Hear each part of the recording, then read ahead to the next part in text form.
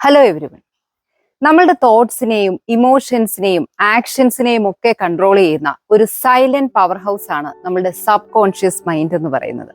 95% നമ്മളുടെ ചിന്തകളെയും വാക്കുകളെയും പ്രവൃത്തികളെയും ഒക്കെ നിയന്ത്രിക്കുന്നത് ഈ ഉപബോധ മനസ്സാണ്.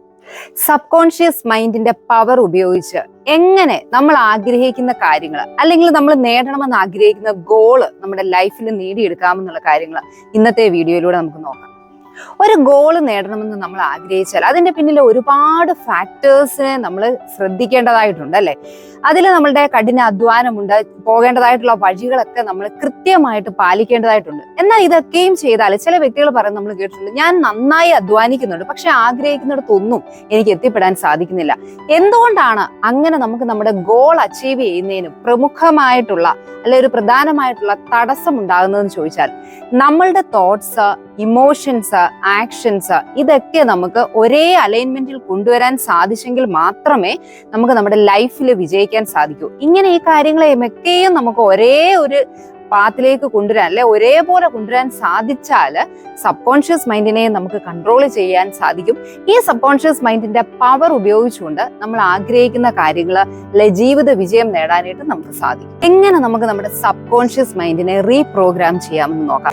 സബ് കോൺഷ്യസ് മൈൻഡിന്റെ ഫുൾ പൊട്ടൻഷ്യൽ നമുക്ക് പുറത്തേക്ക് എടുക്കണമെങ്കിൽ അവിടെ നമ്മൾ അതിന്റെ ലാംഗ്വേജ് മനസ്സിലാക്കണം. എങ്ങനെയാണ് സബ് കോൺഷ്യസ് മൈൻഡ് കാര്യങ്ങളെ ഗ്രഹിക്കുന്നത്, ആ ലാംഗ്വേജ് നമ്മൾ തിരിച്ചറിഞ്ഞെങ്കിൽ മാത്രമേ നമുക്ക് സബ് കോൺഷ്യസ് മൈൻഡിനെ കൂടുതൽ അറിയാനും അതുമായിട്ടൊരു കണക്ഷൻ അല്ലെ നമ്മളുടെ പിടിയിലേക്ക് കൊണ്ടുവരാനായിട്ടും സാധിക്കുള്ളൂ. സബ് കോൺഷ്യസ് മൈൻഡ് കമ്മ്യൂണിക്കേറ്റ് ചെയ്യുന്നത് imagery, patterns, feelings and vibrations ഈ മോഡുകളിലൂടെയാണ്.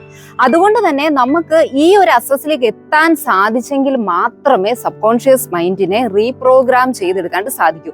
ഇതിന് നമ്മളെ സഹായിക്കുന്ന പവർഫുൾ ആയിട്ടുള്ള ടൂൾസ് ആണ് വിഷ്വലൈസേഷൻ, അഫർമേഷൻസ് ആൻഡ് മെഡിറ്റേഷൻസ്. ഇതൊക്കെ നമ്മൾ പ്രാക്ടീസ് ചെയ്ത് നമ്മുടെ ലൈഫിന്റെ ഒരു പാർട്ടായിട്ട് കൊണ്ടുവരാൻ നമുക്ക് സാധിച്ചാൽ നമ്മൾ ആഗ്രഹിക്കുന്ന കാര്യങ്ങൾ ആഗ്രഹിക്കുമ്പോൾ നമുക്ക് നേടിയെടുക്കാനായിട്ട് സാധിക്കും എന്നുള്ളതാണ്. ഇതെല്ലാം നമ്മൾ നേടിയെടുക്കണമെങ്കിൽ അതിന് ഏറ്റവും ബേസിക് ആയിട്ടുള്ള കാര്യത്തിലേക്ക് പോകണം. അതായത് എന്താണ് നമ്മളുടെ മനസ്സിൽ എപ്പോഴും വരുന്ന ചിന്ത, അല്ലെങ്കിൽ നമ്മളെ കുറിച്ചുള്ള ഒരു സെൽഫ് അവയർനെസ് ഡെവലപ്പ് ചെയ്തെടുക്കുക എന്നുള്ളത് ഏറ്റവും പ്രധാനപ്പെട്ട കാര്യമാണ്. ഉപബോധ മനസ്സിനെ റീപ്രോഗ്രാം ചെയ്യണമെങ്കിൽ നമ്മൾ ആദ്യം ചെയ്യേണ്ട കാര്യം, ഒരു സ്റ്റെപ്പ് എന്ന് പറയുന്നത് awareness about our current pattern. എന്തിന്റെയൊക്കെ പാറ്റേണിനെ കുറിച്ച് നമുക്കൊരു അവയർനെസ് ഉണ്ടായിരിക്കണമെന്ന് നോക്കാം.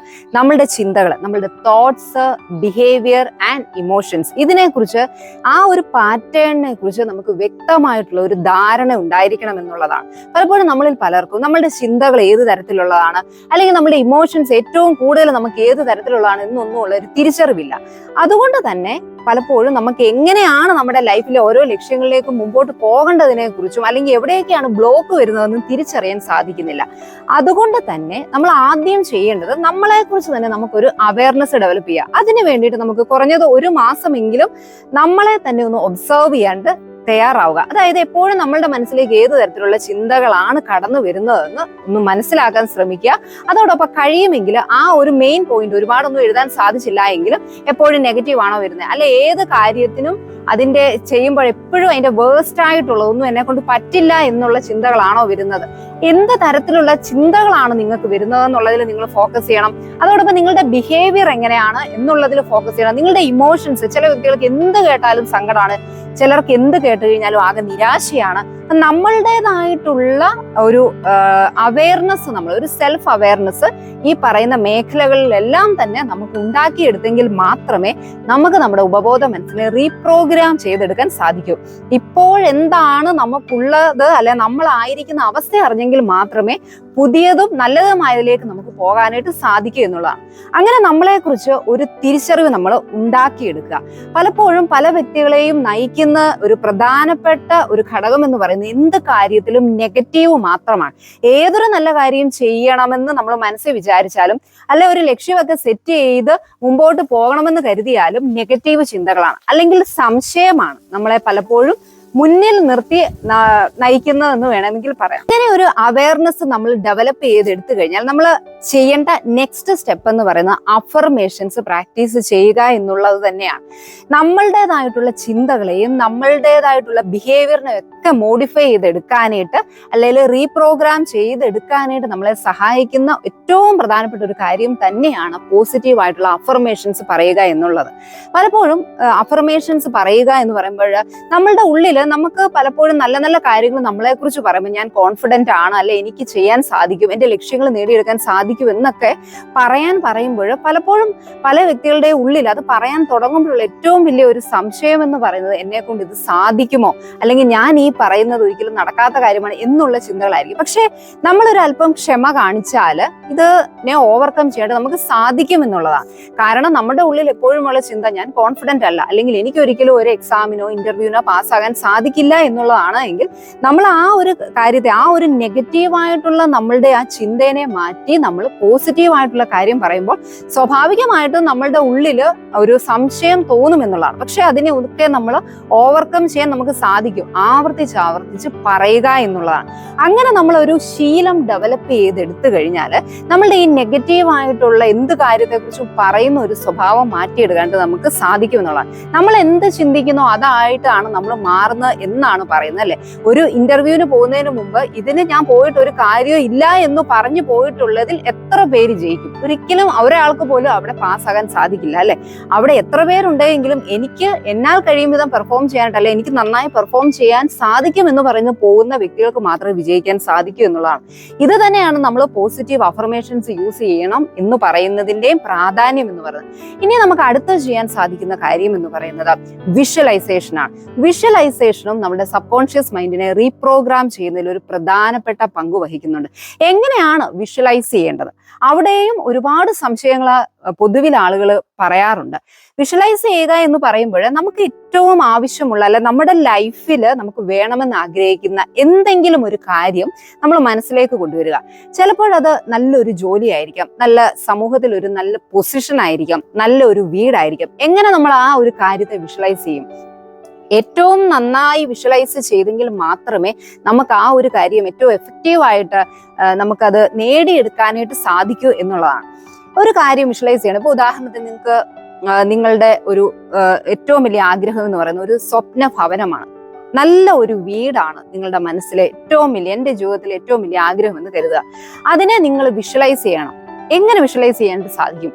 ദൂരെ മാറി നിന്ന് ഒരു ഒബ്സർവർ ആയിട്ട് ഒരു നല്ല വീട് എനിക്കുണ്ട്, അല്ലെ ഉണ്ടാകും എന്നുള്ള രീതിയിലാണ് നിങ്ങൾ കാണുന്നതെങ്കിൽ ഒരിക്കലും അവിടെ നിങ്ങൾ എഫക്റ്റീവ് ആയിട്ട് വിഷ്വലൈസ് ചെയ്യുന്ന ഒരു വ്യക്തിയല്ല. എന്ത് കാര്യം നിങ്ങൾ നേടണമെന്ന് ആഗ്രഹിച്ചാൽ ആ കാര്യം എൻ്റെ കയ്യിലുണ്ട്, അല്ലെങ്കിൽ ഞാൻ നേടിക്കഴിഞ്ഞു എന്നുള്ള രീതിയിൽ വേണം വിഷ്വലൈസ് ചെയ്യാൻ.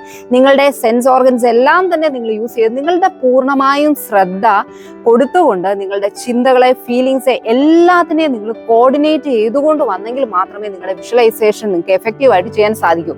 ഈ ഒരു കാര്യം ചെയ്യണമെങ്കിൽ ഒരു ദിവസം നിങ്ങൾ വിഷ്വലൈസ് ചെയ്ത് നോക്കി എന്നെ കൊണ്ട് പറ്റില്ല എന്ന് പറയരുത്. നമ്മൾ ഓരോ തവണ ഇതൊക്കെ ഓരോ സ്റ്റെപ്പ് ബൈ സ്റ്റെപ്പ് ആയിട്ട് നമുക്ക് ചെയ്യാൻ സാധിക്കുന്ന കാര്യമാണ്. നല്ല ഒരു വീടാണ് നിങ്ങൾ വിഷ്വലൈസ് ചെയ്യാൻ ആഗ്രഹിക്കുന്നതെങ്കിൽ നിങ്ങൾ മനസ്സിൽ കാണുന്നത് നിങ്ങൾ ആഗ്രഹിക്കുന്ന ഒരു ഭവനം, അതിന് ആഗ്രഹിക്കുന്ന പെയിന്റ്, ആഗ്രഹിക്കുന്നതായിട്ടുള്ള രീതിയിൽ നിങ്ങൾ പണിതു. ആ ഒരു വീട്ടില് നിങ്ങൾ അതിന്റെ വാതിൽക്കൽ നിങ്ങൾ നിൽക്കുകയാണ്.